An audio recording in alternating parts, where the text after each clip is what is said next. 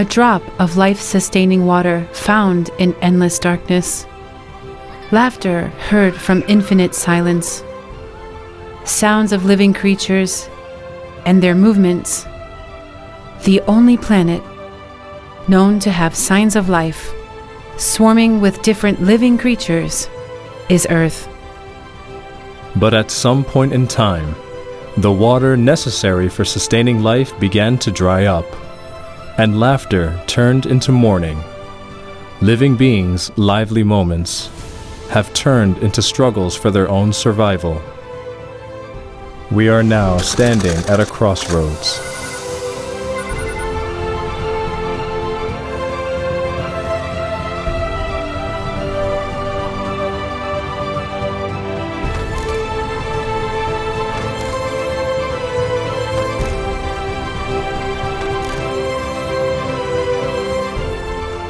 The choices we've made for our own benefit and convenience have come back to haunt us like an arrow that threatens our own lives.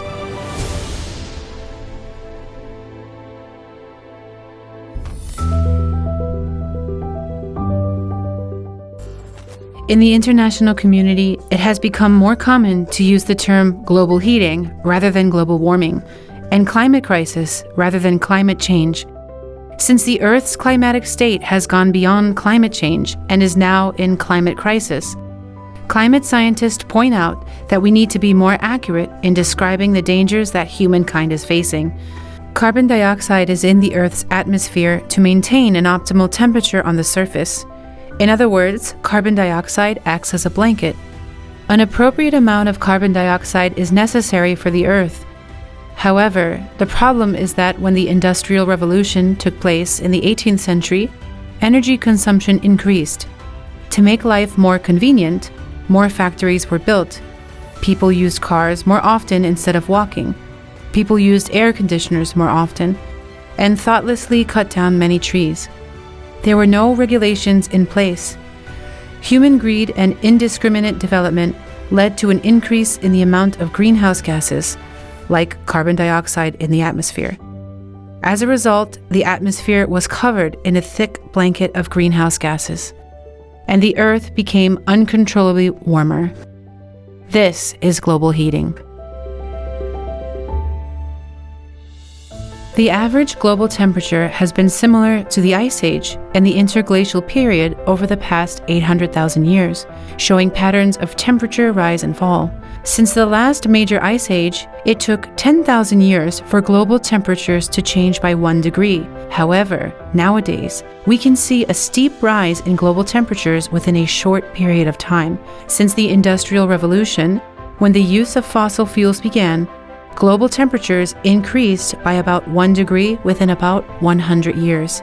In our daily lives, 1 degree may seem like a small number, but in the history of the Earth, it's not a small number at all. In 2010, the 16th Conference of the Parties to the United Nations Framework Convention on Climate Change agreed that the world should commit to a maximum temperature rise of 2 degrees Celsius above pre-industrial levels.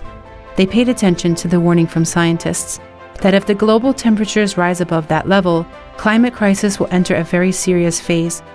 8 years later, 2018, a special report entitled Global Warming of 1.5 degrees was unanimously approved by 195 member states at the 48th Intergovernmental Panel on Climate Change IPCC General Assembly. The special report involved thousands of experts and governmental reviewers from all around the world and emphasized the need to limit warming to 1.5 degrees. Climate change experts of IPCC say that the difference between an average global temperature increase of 1.5 degrees and 2 degrees Celsius is robust. The main difference between 1.5 and 2 degrees is the impact on coral reefs. If warming reaches 2 degrees Celsius, more than 99% of the world's coral reefs will become non-existent. At 1.5 degrees Celsius warming, coral reefs will decline by 70 to 90%. Coral reefs are home to 1 million species of marine life, often referred to as the lungs of the Earth.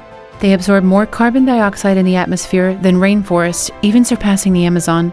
If the temperature rises to more than 2 degrees and all the coral reefs on Earth disappear, the concentration of carbon dioxide in the atmosphere will increase by more than 30 times than that of today, and will affect the food chain of marine life. If the global temperature exceeds 2 degrees, the Earth will lose its thermostatic elasticity. Even if humans don't do anything and the carbon dioxide emitted by humankind becomes zero, as a result, the average temperature will rise by 6 degrees. 1.5 degrees is the new goal that we should all work towards. The IPCC has written different scenarios for future climate and global environmental changes.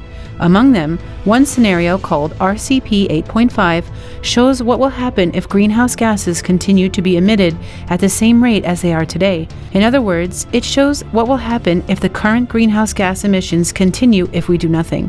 According to this scenario, the average global temperature will increase by about 4 degrees by the year 2100. If we do not take immediate action to mitigate this, we will find ourselves living in a world where the average temperature on Earth is 20 degrees Celsius, a world that no one has ever experienced before.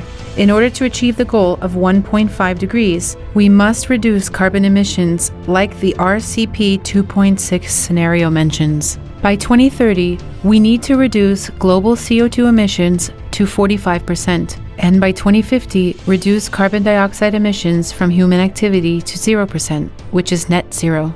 Global climate scientists have concluded that 1.5 degrees is the last chance for human survival, and the deadline to achieve this goal is by 2030. If we fail to achieve that goal, we won't be able to stop a climate apocalypse, no matter how hard we try. Humanity will suffer a climate catastrophe that has never been experienced, bringing in an era of chaos. Now the Earth is sending a powerful warning to humankind.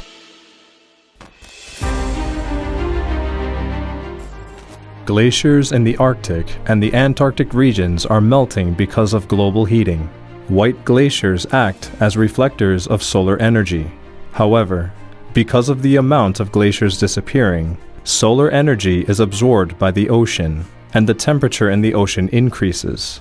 This in turn causes the glaciers to melt faster, thus perpetuating this vicious cycle. Rising seawater temperatures cause sea levels to rise. The U.S. organization, Climate Central, announced that if global heating continues at its current rate and the average global temperature rises by 4 degrees Celsius, New York, Shanghai, China, Sydney, Australia, London, UK, Rio de Janeiro, Brazil, Durban, Republic of South Africa, and Mumbai, India, all of which are major cities in coastal areas, will be submerged, resulting in the displacement of the 600 million people living there. In 2019, they used the latest data and satellite imagery to simulate the extent of the damage projected in 2050. They then announced that more than 3.8 times more people will be affected than what they had projected 6 years prior in 2013. This is evidence that global heating is accelerating. The following photo simulates the projected damage in 2050. Let's compare the damage areas from 2013 simulation with the damage areas from the 2019 simulation. Large cities are at risk of disappearing as sea levels rise. Other island nations such as the Maldives, Kiribati, Tonga, Papua New Guinea, the Marshall Islands, and Fiji are already sinking below sea level. Global heating is accelerating at an increasingly rapid pace. Rising sea levels will threaten our lives in a way we cannot even imagine.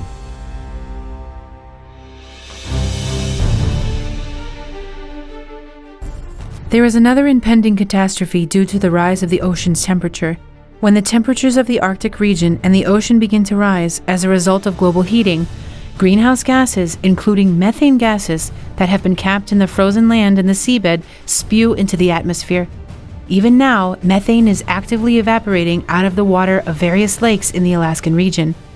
Methane gas, which is more than 25 times stronger than carbon dioxide, accelerates the rate of global heating. If large quantities of methane evaporate all at once, it would spark a chain reaction where all living organisms would be poisoned by it. And if the concentration in the atmosphere exceeds 5%, it can explode with a power estimated to be 100,000 times greater than that of nuclear weapons worldwide. When global heating intensifies, methane gas, which has been submerged underground, could become a time bomb that threatens humanity.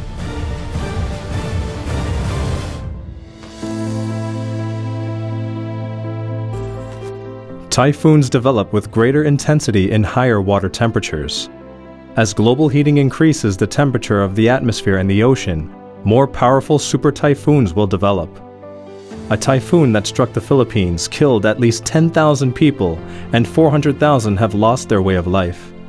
Hurricane Katrina that hit New Orleans killed 2,500 people and more than 80% of the city had been submerged.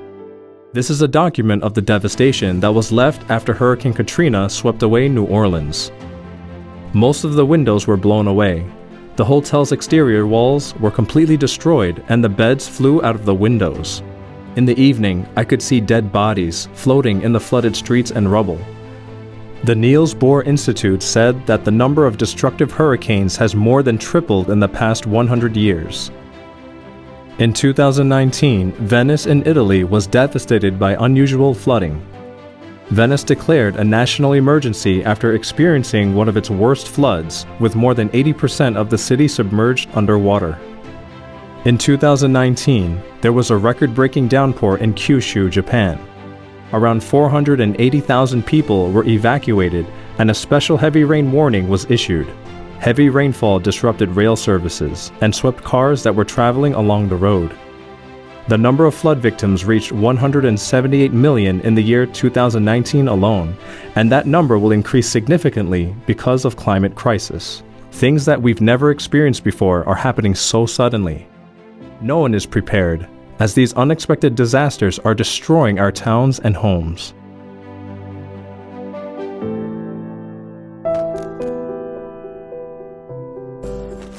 While one side of the earth suffers from floods and heavy rainfall, the other side struggles with droughts and water shortages. 5 hours. School hours per day for a third-grade student in elementary school.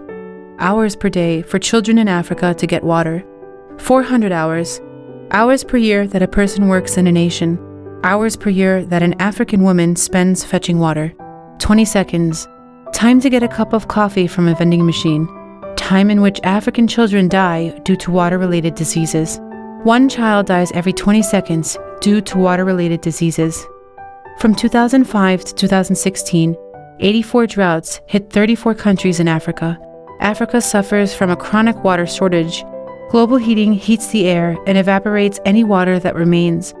People are not the only ones who suffer from water deprivation. Animals are dying of thirst and hunger because they don't have food and water. Because of this land is gradually becoming uninhabitable. Today, about 1/4 of the world's population suffers from severe water shortages. Experts say that the effect of water shortages can be seen in the form of food insecurity, conflict and migration, and financial instability. The water shortage problem is a reality, not the future.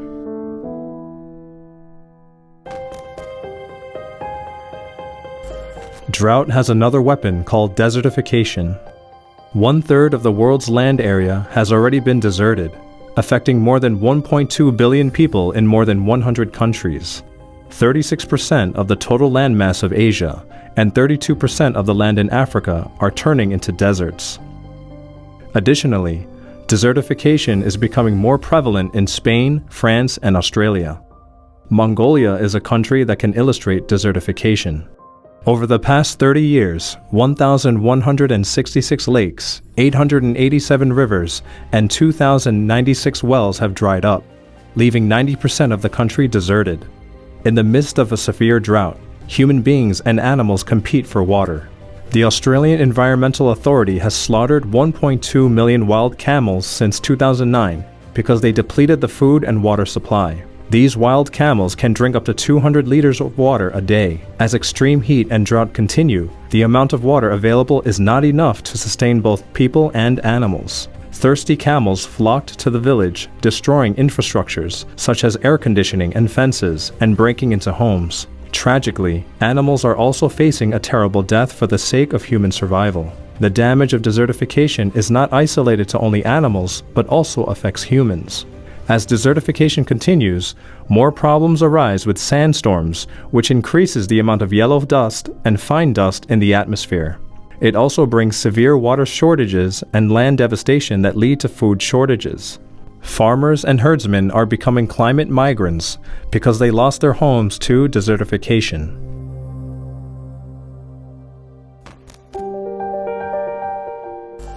You're sort of reaching a breaking point with land itself and its ability to grow food and sustain us. Climate change is already affecting major crop production, and soon it will worsen as temperatures rise. As global temperatures rise to the increase in carbon dioxide in the atmosphere, the nutritional value of food declines along with the crop yield. As heat waves happen more often, livestock become less prolific and more vulnerable to disease. Price inflation is caused by a fall in crop production. Malnutrition will threaten the health of those who can't afford nutritious food. The threat of food insecurity because of climate crisis will bring more hunger and disease. Ocean-based food insecurity will be similar to that of the food situation on land. As the climate crisis progresses, a large portion of marine species face an increased risk of extinction. The rise of ocean temperatures will force fish to follow cold currents, causing the global redistribution of sea life, and will decrease biodiversity in the ocean and lead to a drastic decrease in fishing. Furthermore, climate crisis causes extreme weather such as floods, droughts, and typhoons, disrupting global food production. When more than 10% of the world's population is already malnourished, this impact may increase migration across borders, intensifying refugee conflict and even inciting war. If we don't think about how to avoid the adverse effects of climate crisis and fail to take action, the number of people suffering from hunger will inevitably increase.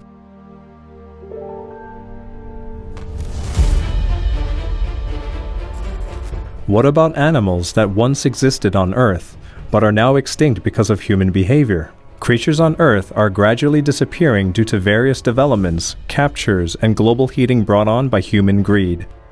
The rate of extinction is 1,000 times faster than it was in the past, with dozens of species disappearing every day. The UN has analyzed the situation and stated in its Global Assessment Report that 1 million species will disappear within decades. That's an eighth of all animal and plant species living on the Earth disappearing. The report also warns that for the first time since the extinction of dinosaurs, the planet could face a mass extinction.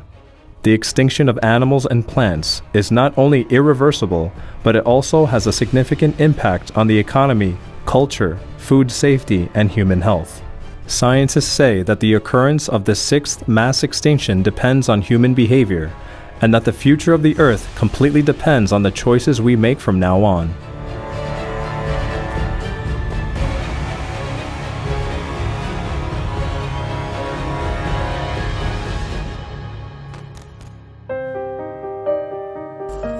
The garden and its soil, where they played when they were young, has become a part of the sea that they now have to travel by boat. The forest they once knew, full of dense trees, are now drowning in seawater. These people are climate refugees who have been robbed of their homes and villages and have no one to ask for help. Climate refugees refer to those who have lost their homes because of the destruction of the ecosystem caused by climate crisis or changes in the ecological environment. These changes are brought on by human activity. People on Jean Charles Island, Louisiana, in the U.S. have lost 98% of their landmass because of rising sea levels over the past 60 years. People in Beijing, China, have left their homes because they can no longer live with fine dust. People in Africa are forced to leave their homes to search for water and food due to drought. The number of climate refugees reached 42 million in 2010, surpassing the number of political refugees of 32 million. According to the future prediction of the United States Department of Defense, 2 billion people are expected to become climate refugees by 2050, and it has been announced that such a climate crisis will become a risk comparable to nuclear war. We could become the next climate refugees that are forced to leave our hometown to escape from climate crisis. Climate change is fueling extreme weather occurrences, causing land degradation and drinking water shortages, and leading to a decrease in food production. It's threatening our basic necessities for survival and displacing many people from their homes. It induces social disruption and, in the worst-case scenario, leads to conflict between countries, including civil war and genocide. The National Academy of Sciences, NAS, reported that the Syrian civil war was inflamed by prolonged drought. One cause of the Civil War was the drought in the Middle East, which had become the most severe in 900 years. Syria suffered from food shortages because of a sharp decline in crop yields since it hardly rained for 3 years since the end of 2006. As a result, 1.05 million residents in rural areas already struggling to make a living flocked to the city center and ended up living in extreme poverty. Those forced out of their homes participated in the anti-government protests in 2011 to strongly demand government reform. The Civil War broke out when the government suppressed this protest. As the climate crisis gets worse, more people lose their hope for life, and more areas are deserted. Conflicts caused by climate change will breed endless violence and war.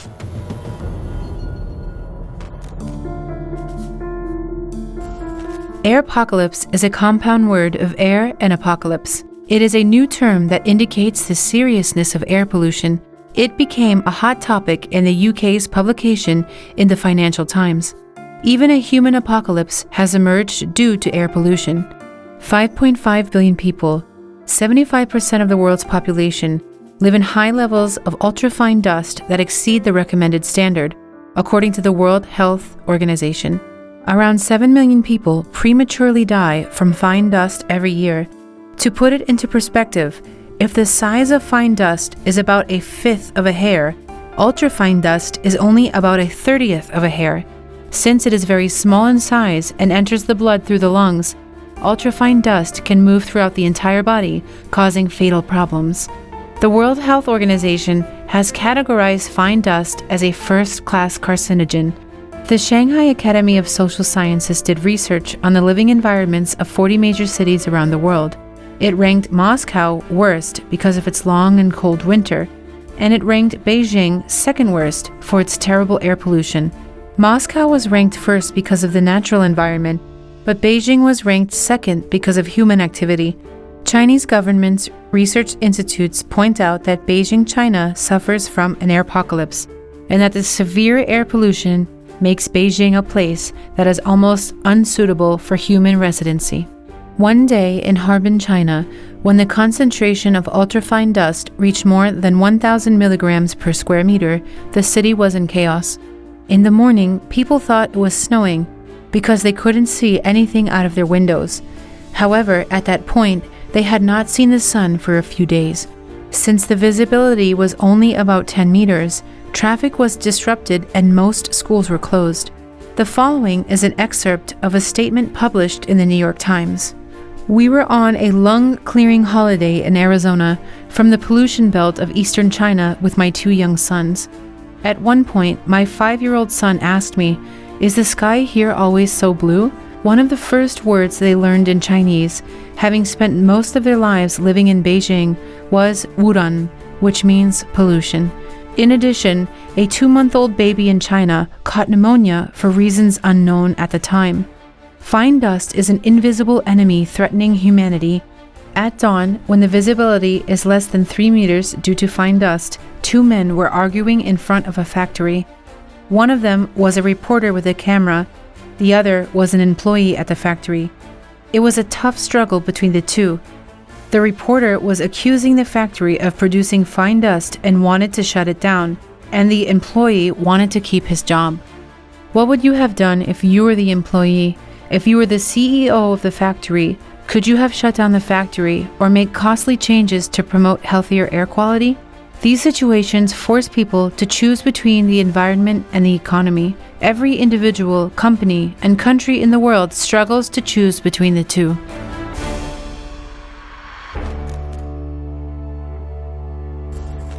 Geologically, we have entered a new era. Paul J. Crutzen, who won the Nobel Prize in Chemistry in 1995, proposed the term Anthropocene, following the Mesozoic, Paleozoic, and Cenozoic eras. Anthropocene is a new geological time that humans created by making huge impacts on the environment and changing the Earth's climate and ecosystem. The volume of plastics all throughout the Earth is evidence that we have entered the Anthropocene. Plastics, concrete, radioactive materials, and chicken bones are the typical fossils that symbolize the Anthropocene. Earth is suffering because of man-made pollutants. What lies ahead of the Anthropocene is the 6th mass extinction. Humanity could face catastrophic consequences that bring extinction even upon itself. We ourselves are facing the consequences of our behaviors that are threatening our daily lives. The decisions we made against the Earth's environment for our own convenience have now become a menacing boomerang that has turned against us. Now we are paying the price for the choices we have made.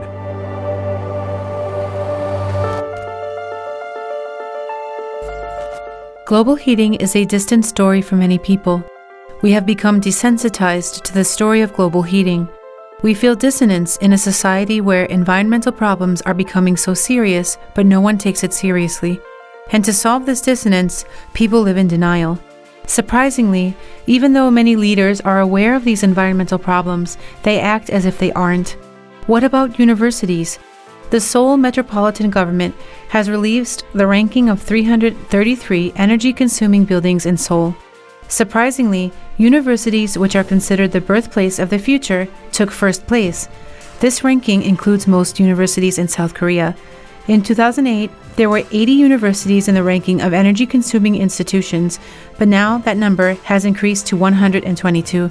In addition, while the number of students attending university has steadily declined over the past decade, the energy use of Korean universities has increased by about 37% and continues to steadily increase. This is an empty classroom at a university. The light is on and the heater is running. This is often seen in most universities. Not realizing the climate change crisis, they recklessly consume energy, which accelerates global heating. What will happen if they lead the future? We are no different from the generation that is insensitive to the changes in nature, the generation that refuses to protect the environment. This shows us that this generation will be unable to slow the rise in global temperatures. Goodness without knowledge is weak and feeble, yet knowledge without goodness is dangerous. This is a lesson from Phillips Exeter Academy, one of America's most prestigious high schools. It means that knowledge must go with a good heart, and when it is honorable, it can be the foundation of development for humanity. Though college students have stored up professional knowledge and skills, if they continue to destroy the environment, we cannot say that university has fostered talents. Therefore, universities should not only teach knowledge but also foster a good personality that considers the future of humanity and protects the environment. In turn, students themselves need to take interest and make an effort. Al Gore, a former U.S. Vice President, environmental activist, and a 2009 Nobel Peace Prize winner, took interest in the environment during his college years when he met Professor Roger Roble, an authority on climate measurement. So universities are an educational space where dedicated environmental activists like Al Gore can be produced.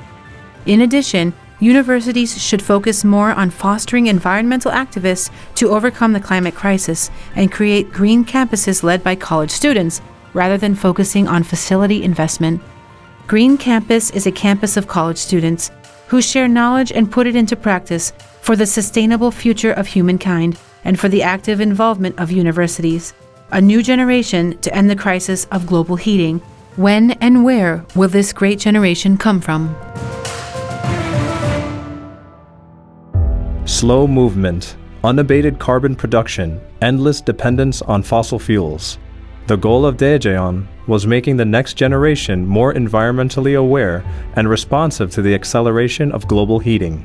But this goal has changed into college students taking global leadership and becoming the generation that overcomes global heating. The reason why is we only have 10 years left. What we need now is the generation that can end global heating. This is the mission that the age has given us. This mission cannot be carried out in the future when global temperatures rise by 2 degrees Celsius and the goal of 1.5 degrees Celsius has failed. The planet Earth, the only place where life exists, is at a crossroads of significant change. College students have a great responsibility, and time demands life-altering changes right now. Now students and youth all around the world are taking action. Kumi Naidu, the former Secretary General of Amnesty International, said about young environmentalists, "We are humbled and inspired by the determination with which youth activists across the world are challenging us all to confront the realities of the climate crisis. They remind us that we are more powerful than we know, and that we all have a role to play in protecting human rights against climate catastrophe. Accomplishing the goal of 1.5 degrees Celsius through the global Green Campus movement is a great challenge, but it's worth making our best effort. Were there any other generations that had such valuable opportunities for these challenges? We're capable of accomplishing this goal, and the opportunity is in our hands. We are the generation that will accomplish it.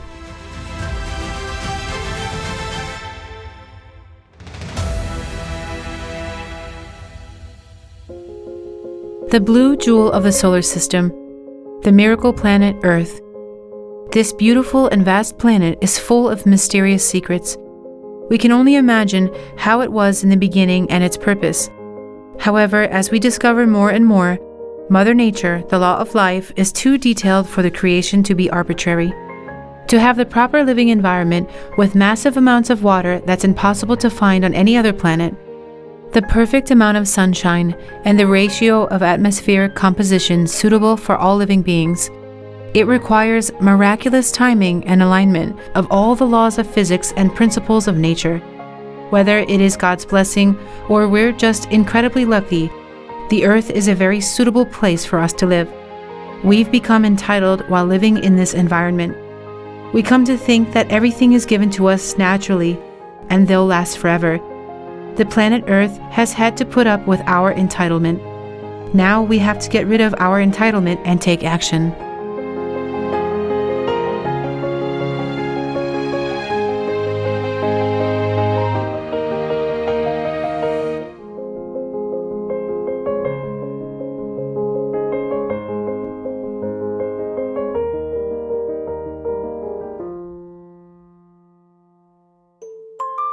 Currently, our concerns are where to travel, what to eat, and what we should do for a living. But in the near future, we might have other concerns. How to find safety, how to find food and clean water, and how will we survive? In fact, these are currently everyday concerns for climate refugees. We may have to think about how to survive instead of our dreams and future goals.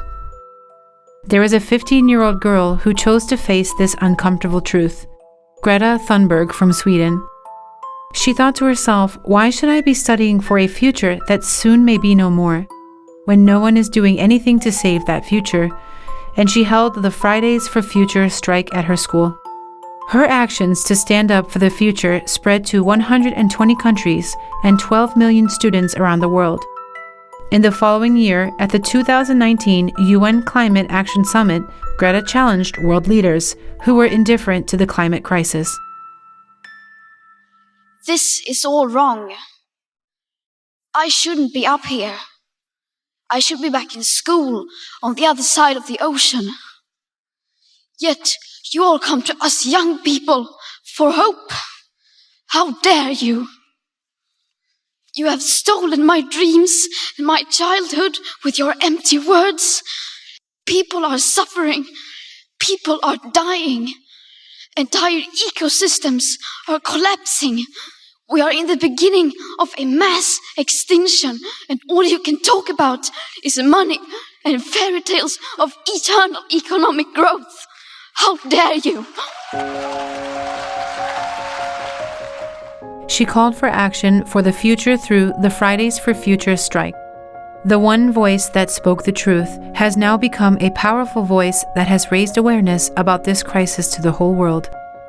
We living on the earth today have destroyed the earth and its future. But we remain silent and ignore the crisis we face. But who's responsible for our future? We are the last generation that can change climate crisis. Now is our chance to take action for the future.